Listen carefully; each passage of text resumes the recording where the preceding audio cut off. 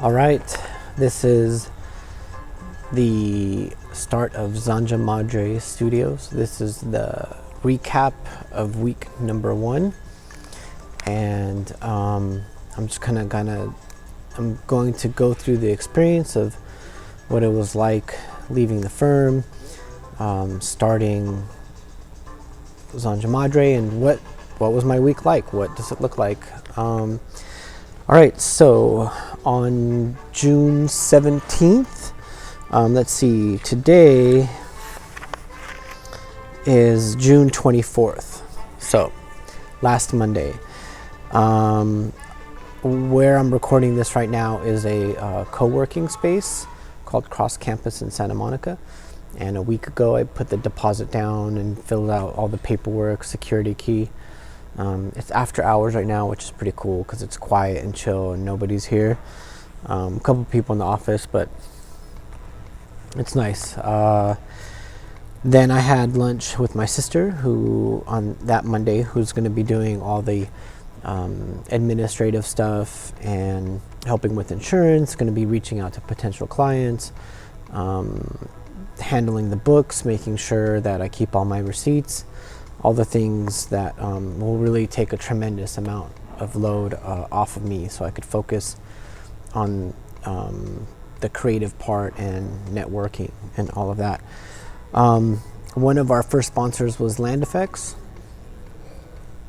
It's great when you have a sponsor that not only are they willing to pay for ad space on the podcast, but something that you also believe in very much as well, which is with all my sponsors. I'm very happy that that's the case. But I talked to Jeremiah, the owner, and I let him know I'm going to be starting my own firm. And part of the sponsorship deal is he gave us a copy of, or a license to Land Effects, and no questions asked. He just sent it over, and we'll just kind of figure out how that works in sponsorship later, whether it's like more ad space or more episodes or whatever. But he's really cool like that. I really like him a lot. We've hung out a couple times, and he's just a cool guy and really supportive of the podcast. And so thank you, Land Effects, for that. So that was great. That now I have Land Effects. That day I also had to download AutoCAD, Rhino. At first I set it up on the Mac side of my computer.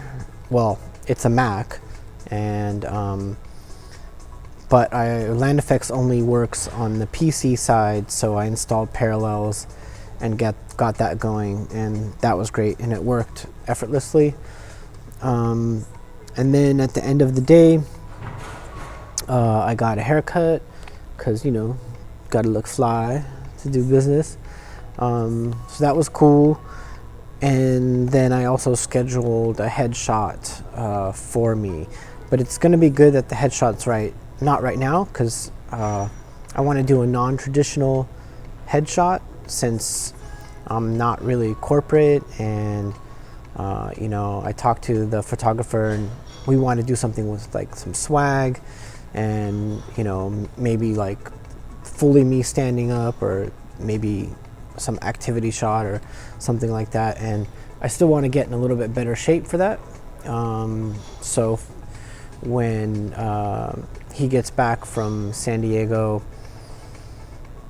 in a month or two, I'll probably be in enough shape to do something cool like that. All right, so Tuesday I have a meeting with an architect who has some work for me. Our connection was Ohio State. Go Bucks. And we connected, and he's like, hey, I got some work for you. And so I sat down with him at his office. And here's the funny thing is that I want to do things my way and kind of my style, right? Just be me, who I am. And for some reason I felt the need to go to that meeting in a button-down shirt, and I put this blue blazer on, which is ridiculous because I think it was actually very hot that day. and he's showing me the elevations and the plans and talking about the project itself. And I don't know if it was nerves or what it was, but I reached over and I knocked my coffee over onto a notepad of his mouse, over his iPhone, and I'm just like mortified. Like, this is day 2 of the business and this is how it's going. And it was like, oh man. And then I was like trying to scramble to clean it up, and he's such a great and cool guy, and he kind of brushed it off, but it was like really embarrassing to me. And we finished the meeting. He gave me the files on the flash drive, and we kind of wrapped it up. And then we'd only been communicating via text up until then. And so he's like, hey, what's your good email to transfer file? Or he just texted me and said, what's a good email? And I was like, oh, here it comes. He's going to email me and say, hey, it's not a good fit or something. And I was like, you're just tripping out in your head because you're new and you spilled coffee and all over his paperwork. And but I sent him my email and he sent me some more files. So, okay, I was like, whew. That's good. And then we had a scheduled meeting with the clients that he's representing on that Friday, which would be the 21st of June. So, all right, that's cool. So that's still going. Didn't totally mess that up.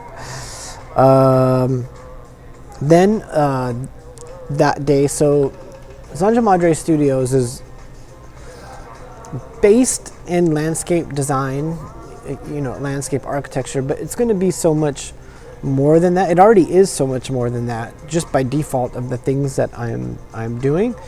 So we have the Landscape Architecture Podcast. We have lazine.org, which is our landscape architecture zine.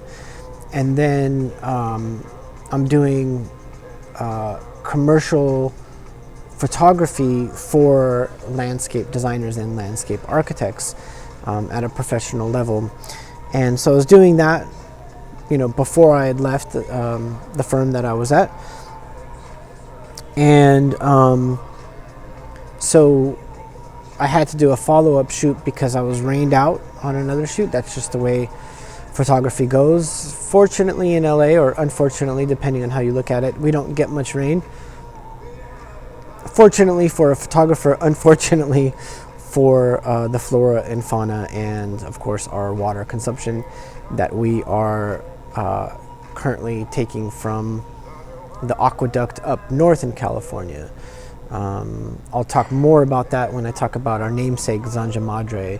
A lot of people already know where it comes from, but it has to do with California water. So I had to do this photo shoot. We just had to go and get the images that we missed when we got rained out. It was good because this day the owner of the property was there and accessible, and the Stout Design Build did a really beautiful driveway, and it had channels in it. And usually when you see channels, they go all the way across the driveway, but this one was staggered, right? And it was really cool because I had never seen that before, and it was really creative and it looked really well. It looked very beautiful and it was very well done. But because the owner was there, I asked her if I could go through her house and go over the balcony and put my camera down and take aerial pictures of that driveway. And I did, and the pictures came out really well. And so I was very happy about that. And of course the client is going to be very happy about us getting some good shots of his work. Okay, so that was day 2. That was Tuesday. That was a pretty big day for us. Then I went home, backed up all the cameras, or backed up that footage. But then on Wednesday, I'm going to go do a podcast at Hunter Industries, which is in the northernmost part of San Diego, which is called San Marcos. I don't know if it's actually part of San Diego, but so that night, before I do a major thing like that, especially traveling where I can't come home and just grab some more podcast equipment, I made sure that all my, I have 3 GoPros, 2 Sony A6s, 2 tripods, 4 lavaliers, and all of those need to be cleaned and new batteries or fully charged. All the data on them I like to keep at 0, so I back them up on my hard drives, just so everything's really nice. So the bag was already pretty complete because I'm pretty thorough with my podcast gear, but you always double, triple, quadruple check all of that, and that just comes from experience, and that's just the way it goes. So we drive, myself, my wife, and my son, we drive to San Marcos to Hunter Industries. Before I get to that, before I talk about the experience at Hunter Industries, I just wanted to say that, a while back, my wife and I were talking, and we wanted to fabricate the lifestyle that we want to do. And part of me going on my own is part of this fabrication process. And one of the things that we talked about is we want to travel, and we want to do something like a travel channel or something exploring different places. And, that's one aspect of our journey that we want to accomplish. And fortunately, the podcast, with its success, and it's allowed myself to do some of that. Like, the first kind of endeavor into that was TBG Partners flying me out to Austin to interview them, and then I met the great folks at Cadence in Fort Lauderdale, and they flew me out for that, and I will be editing that video and audio this week. But the Hunter Industries was the first time that I was able to travel with my family through the podcast, being financed through the podcast.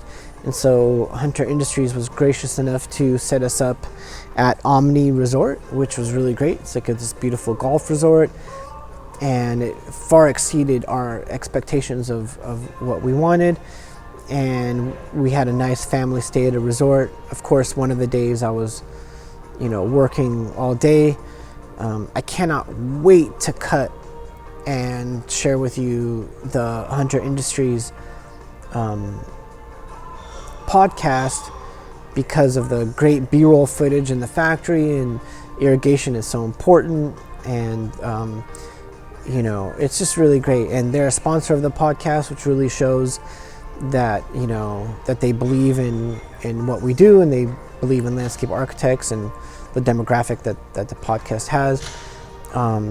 Cadence, I can't wait to edit that podcast, because I just love Gage and Rebecca and their whole team there. They're just so cool, and they're just game, and they understand everything. And as a well, I wouldn't call myself a cinematographer, but as somebody who's filming, and like, let's say if I was a location scout, the places that they took me where their projects were, the visuals are just stunning. It's Florida, there's water, there's there's beautiful foliage, everything's thriving and alive, and so different from different typologies that I've seen, especially in Los Angeles or wherever.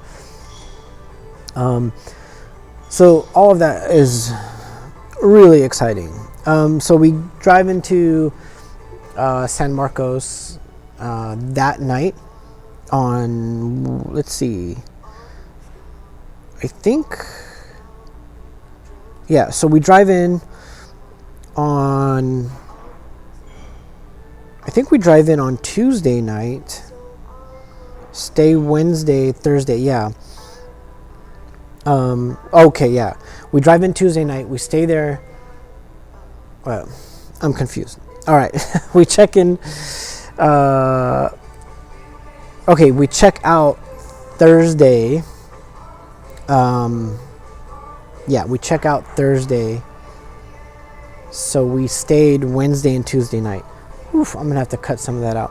All right, so I drive that night, which has already been a big day.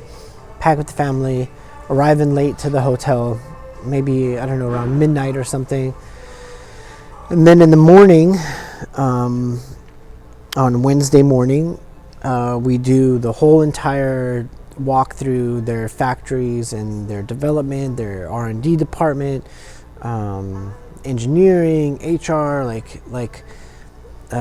They really gave me the all access kind of tour, and it was just rad, and it was fun. And then we recorded this great episode, really long, really detailed episode about irrigation and what Hunter's doing. And so that was a lot of fun. That night I get back to the hotel. My wife and son were able to have a nice day by the pool and hang out and get room service, and that made me feel good. Like, okay, I left my firm, the podcast is taking us to these cool places, even though I'm working, but it's not really work because I enjoy exploring and learning new things. But it was cool that my wife and son can have cool pool days and chill out, and so that was really amazing. I get back to the hotel room after a day of shooting and doing audio. I look through all the video and I check all the audio, and everything was good, so I didn't have to go back in the morning. I talked to Hunter and they said, don't worry about it, we're good, if you got everything, just enjoy the rest of your stay. And that's what we did, and we just hung out at the hotel. But we had to hurry back to LA because we wanted to attend this networking event. Well, the event wasn't a networking event. For me, it was partially. And what it was is I had interviewed Tori Chair for the podcast prior to this starting the week of Zanja Madre.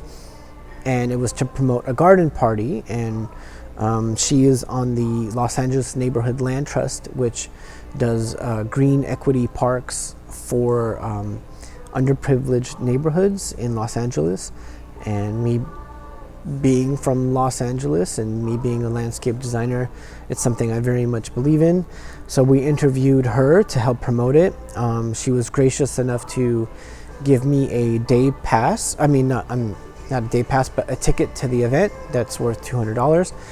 But I also wanted to support I did support the event by putting it on the podcast, and hopefully it got some people attending through that, or awareness or whatever. But I also wanted to put my money where my mouth was, and I bought my wife a ticket to attend the event, which I was it just felt really good to do that, because normally when you work for a firm and there's an event like that, they'll send you, no problem, but it's hard to say, hey, can you also shell out $200 for my wife to attend, when they could pay that money for somebody else at the firm.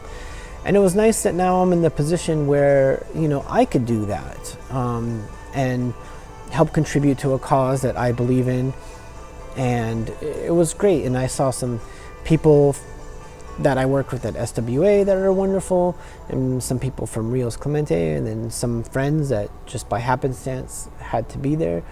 And the reason why I said it was also a networking event is, yes, I'm attending it because it's something I believe in, but also, people who attend these types of functions are the people that I want to continue to align myself with.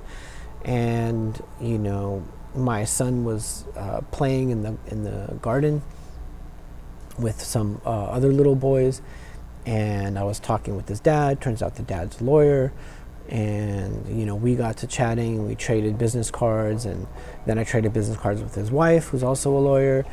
And when you make these contacts at events that are important to both of you, it's so much easier to kind of connect in a way in doing business. So like, okay, we're very like-minded and this is what we believe in. And it's like, okay, I want to help him out and he wants to help me out. And it's very strategic, and it's much more effective, I think, than just cold calling a lawyer and saying, hey, I need your services. And I know that I'm going to need a lawyer's services, or, I'm going to need advice, and also landscape design, landscape architecture can be very litigious, especially when you deal with things like differential settlement, or, if unhappy client, or whatever the case may be. It's important for me to start thinking about this stuff now. I don't want to put negative energy out there, but I also want to be very smart and prepared. So that was really cool. Of course, the garden was beautiful. And it was a great event. Okay, so that was Thursday. Then let's circle back to the architect on the residential job where I spilled the coffee on the architect's notes. Okay, I know how I work now. I understand my style. I think everybody has a different work style. Thursday night after the garden party, I'm pretty tired. It's already been a long week. Lots of driving, lots of networking, lots of talking. Lots of new emotions going around within me, opening up, going on my own, and so it's already a pretty big week. A big reality check is I'm no longer with the firm. I don't have access to OSE plotter, so I just can't print out the plans that the architect gave me and start sketching on them. And I knew this already, but now it's kind of reality. And so by saying the way that I know that I work, because I don't like doing a lot of the production work and the design work in the same sitting. I like to compartmentalize them. Sometimes you don't have an option, but if you do, and I did, I wanted to compartmentalize this. So I got the architect's base drawings, and I printed it out, exported it out as a PDF, and then I tiled that within Adobe Illustrator, and then tiled that out to my printer and scotch taped them all together.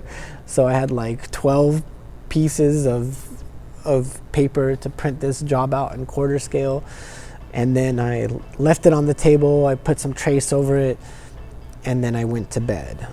Meetings at 9 a.m. the next morning, so I woke up at 6 a.m. Usually I don't like cutting things close like that, because if I wake up late or whatever, then you show up, you don't have anything for the meeting. But I knew I wasn't in a creative space, and I didn't want to force that creative energy, and so I said, okay, I'm gonna go to bed. I woke up in the morning. I like to design with a blue pencil, like a coal erase, a red pencil, again coal erase, and a Sharpie, black Sharpie thin, and a red Sharpie. Red is just for the property line, no designing in that. Obviously that's only for red lines. But that's it. 2 pencils and a Sharpie. And I woke up in the morning, and I've been thinking about the project all week, and so I have been designing. And then I get down and I just start doing it, and I've been the lead on many design projects, but it's different. It was such a different energy being the lead and now the owner, right? And having nobody else accountable for it. It's even different feeling when I would freelance something. I don't know how to describe it.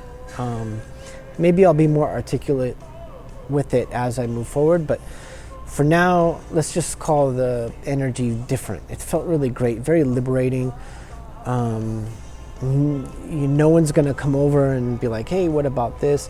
Not that that's bad, because most of the times it's really good information, but it did feel just to be like, okay, this is you, make it work. So I do the sketches, I knock out this design that I really love. I feel like it's important. I feel like it was really important to address what the architect had in mind, and he had some really good suggestions. And I drew it out, rolled it up, ate some breakfast, had some coffee. Actually, no, I didn't have coffee. I had chamomile tea because I wanted to be calm on this first meeting. So I got some chamomile tea, and so we show up at 9 a.m. We show up to the client's house,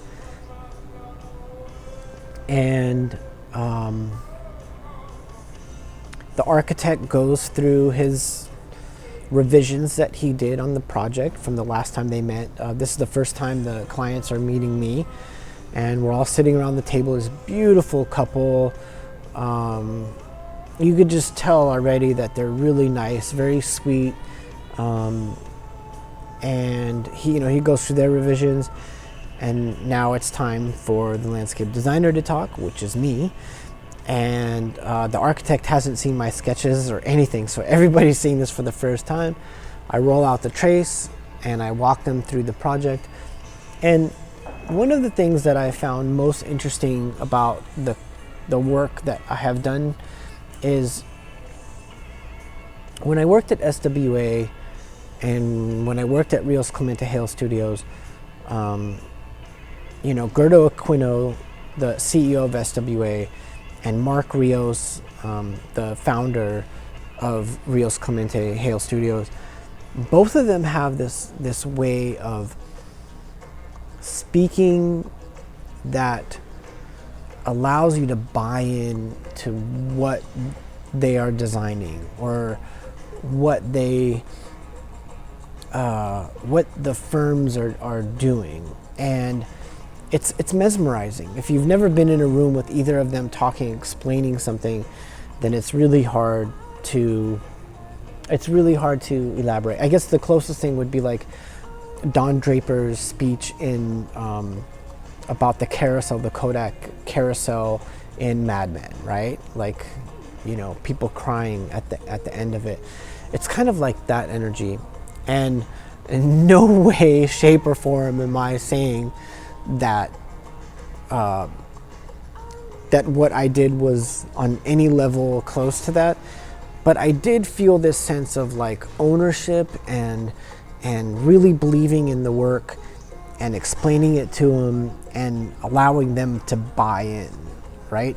And at one point I remember I was going through all the typical stuff in the design, and I know that they have 2 kids, and at this one point I said, in this area right here we're going to have a secret garden, and this secret garden is for mama to get away and drink some wine and look back at everything and just reflect.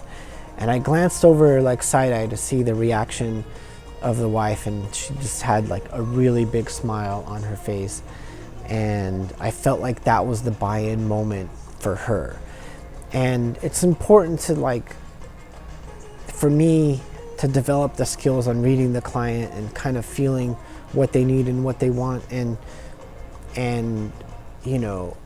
I think if you're a sensitive person, which I think that I am, that sensitivity really can show through on your designs and really connect on a human level.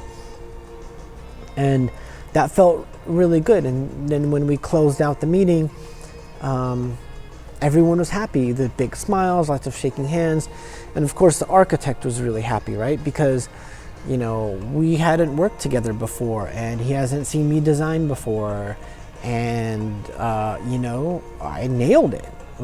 And that made him look good, and that made me look good. And if I came with something that was subpar and it embarrassed him, that would be really bad. So he took a leap of faith.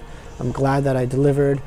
And then we had a little post meeting, him and I, outside of the house, and he was really happy, and he was like, oh, and now I got this job for you here, and I have this job for you here. And that's the way that business works, right? Like, you take care of somebody really well, you do your job, you do it on time, and they're gonna want to work with you again. And that's exactly what's happening. And then today he texts me and he's like, hey, I got 2 other jobs for you, right? And so all I really need is a couple good clients like that. And if I got 3, maybe 4 might even be too much, but let's say 3 good architects, or 2 architects and 1 contractor that are just have steady work like that, that's good. It'll allow me to expand and be steady, and then reevaluate my business model as I go. I'll talk a little bit more about my business model later, but yeah. So that went great. Then after that, I started editing photos for the shot sorry. So after that meeting, it went really good. I wanted to take a break, right? It's been a big, long week. So I'm going to go to the beach and I'm going to chill out, which is my place to chill out. That's why I got this office by the beach. And actually the meeting was by the beach.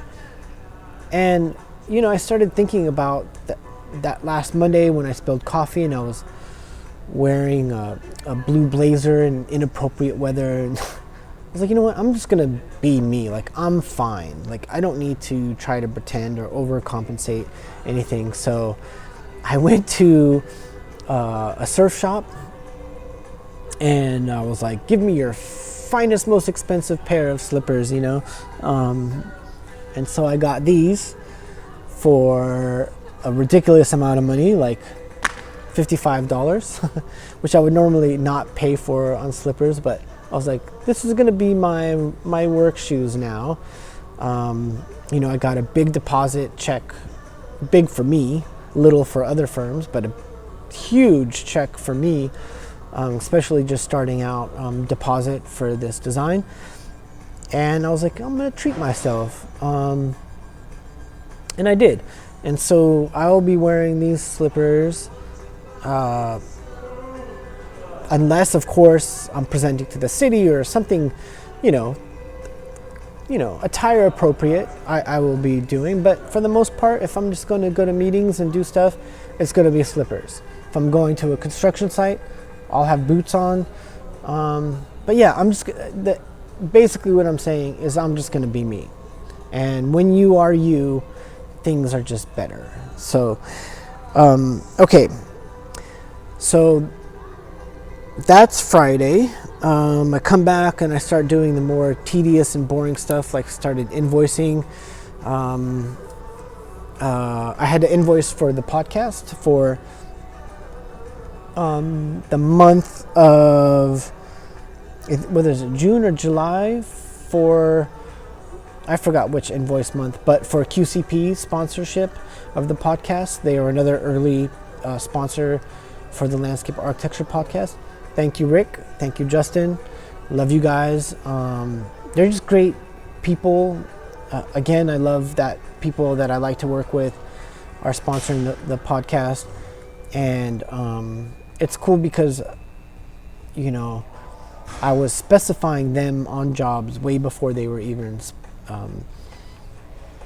a sponsor, and doing really cool custom benches and all kinds of planters and things. And so yeah, that works out great. So I invoiced them, edited some photos, and I was supposed to meet with Brian from Joshua Tree Landscape. I think I got that wrong. On Saturday, but months and months ago, I decided that I was going to do a triathlon, and that is actually on the 23rd, at the end of this first week of opening up the firm.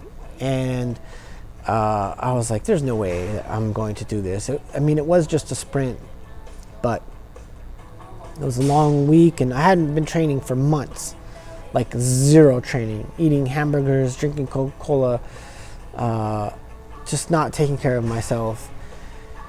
And so I wasn't gonna do it. And then I said, fuck it, I'm gonna do it.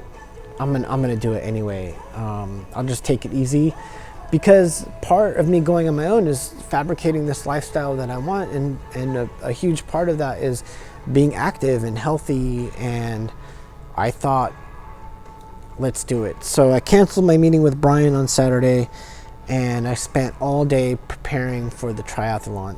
Now, I'm not working out that day because it's already too late. So what I did was prepared my backpack, tuned up my bike. I like to work on my own bikes.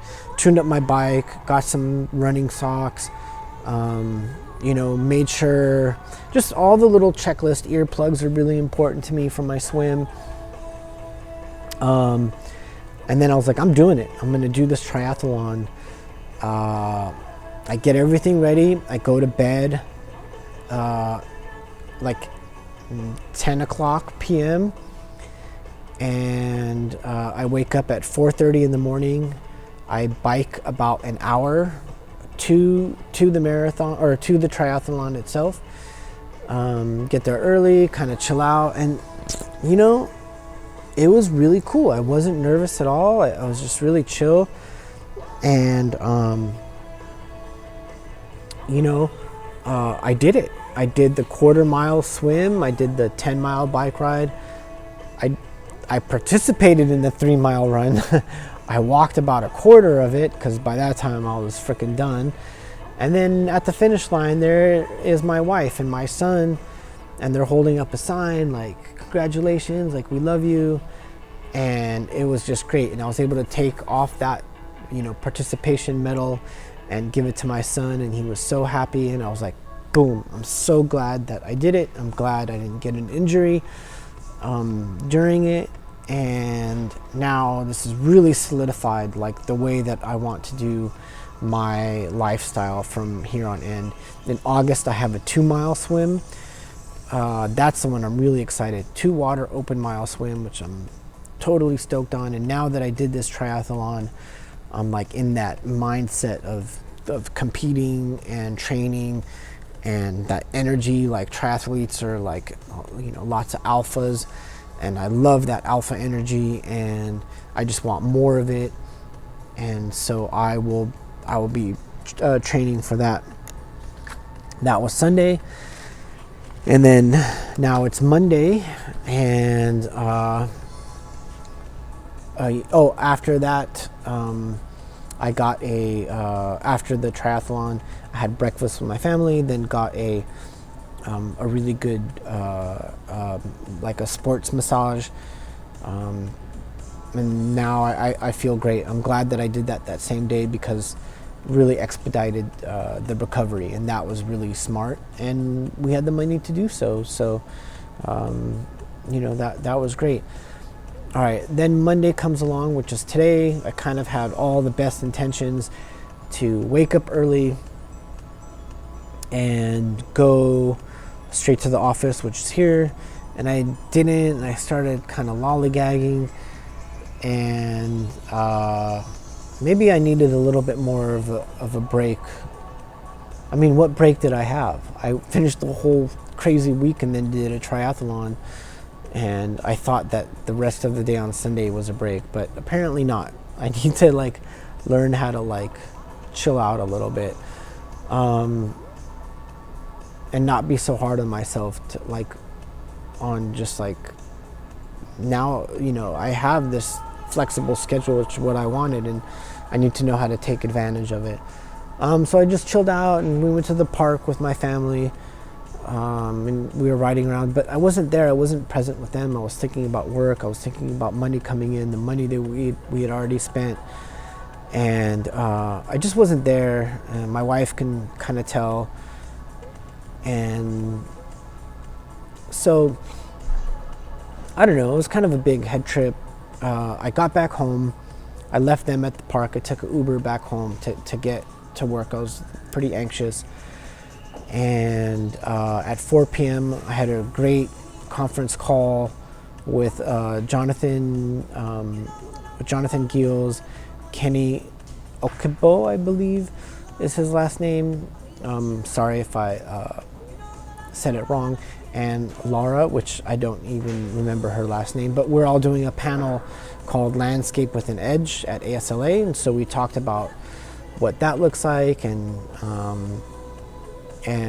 kind of like how do we define it. And that lasted like, I think like an hour and a half. It was like a Zoom 4-way conference call, which was really great. And then right after that, my sister picked me up, who's helping me out with the firm. And she took me to her friend who's an accountant, and we talked about, are we gonna open up an S Corp? Are we gonna open up an LLC? Right now, I think those are the two front runners. I think I'm leaning towards LLC. I'm gonna have to research what are some of the advantages are between S Corp or LLC, but basically I want the most protection. So I'll find out. And then I came home. I'm finishing up this week recap of opening up Zanja Madre Studios, and I'll give a little bit of heads up of what's to come next week. So next week's another big week. I think they're all going to be big weeks from here on end. I mean, they should be. Even now, with just the work that I have on the tables, I could see already all of my weeks are going to be full and pretty intense. But let's see, next week I am giving a lecture on BIM and landscape architecture at USC. That's going to be cool. I double booked that with the next client meeting for that big residential job. I just texted the architect and said, sorry, I double booked it. We have to push the client meeting, or he's going to have to go on his own with my drawing developments. He seems pretty cool, so we'll figure something out. The clients are pretty chill, but I don't like doing that. I don't like pushing meetings with clients. So I got that going, and then I'm doing some collaborations with a landscape architect, and he sent me the background files, and so I got to start prepping the background files. We have a meeting on Tuesday to see how we want to proceed. And then, I'm gonna have to prepare for that lecture at USC. It's like 25 minutes, so I'm gonna have to get some slides and stuff going. And then it's going to be a lot of drafting for me.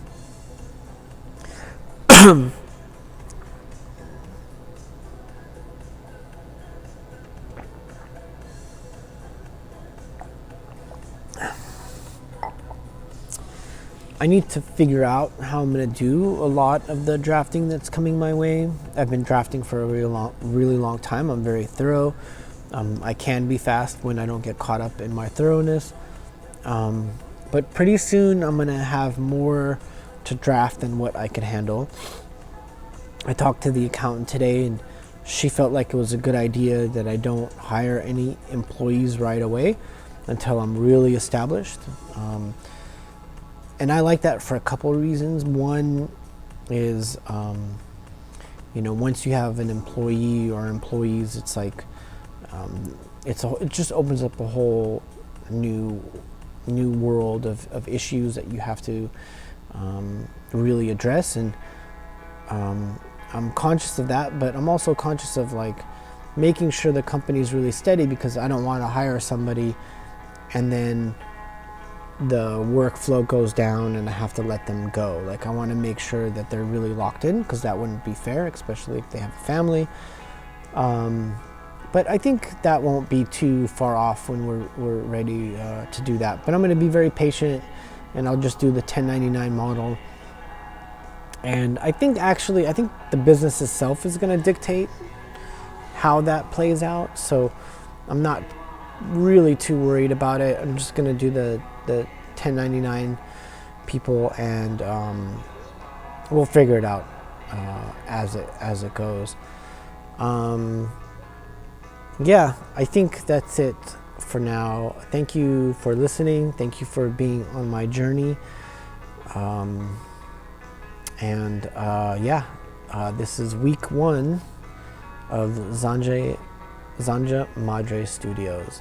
My name is Michael Todoran, and I will see you next week. All right, peace.